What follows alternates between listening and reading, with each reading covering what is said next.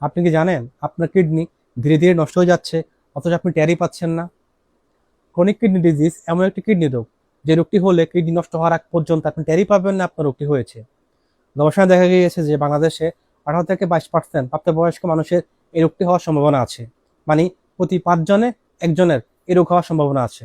WHO এর মতে corona মহামারী থেকেও আরো জটিল আকার ধারণ করেছে এই ক্রনিক কিডনি ডিজিজটি। এতটাই মহামারী আকার ধারণ করেছে যে করোনা মহামারীকেও হার মানিয়েছে। এবার আসেন জেনে নেই এই রোগটি হওয়ার কারণ কি কি। এই রোগটি হওয়ার অনেকগুলো কারণের মধ্যে সবচেয়ে বড় কারণ হচ্ছে যে ভেজালযুক্ত খাদ্য, কীটনাশক, রাসায়নিকযুক্ত খাদ্য বা অনিরাপদ খাদ্য। এছাড়াও উচ্চ রক্তচাপ, অতিরিক্ত লবণযুক্ত খাদ্য, প্রসেস ফুড এবং আনহেলদি ফুড। তাহলে এই রোগ থেকে বাঁচব কিভাবে?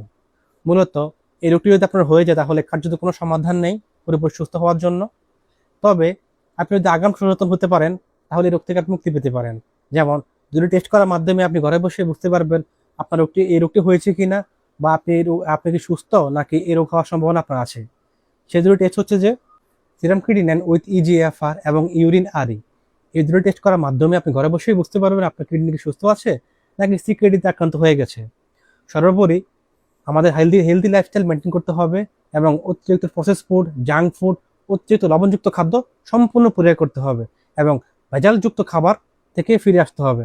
আমাদেরকে হেলদি লাইফস্টাইল মেনটেন করতে হবে, প্রাকৃতিক খাবার গ্রহণ করতে হবে, নিরাপদ খাবার গ্রহণ করতে হবে। তাহলে আমরা সুস্থ থাকবো এবং আমাদের কিডনি সুস্থ থাকবে। আজকে এ পর্যন্তই, দেখা হবে পরবর্তী কোনো ভিডিওতে। সে পর্যন্ত ভালো থাকবেন। আসসালামু আলাইকুম ওয়া রাহমাতুল্লাহি ওয়া বারাকাতুহু।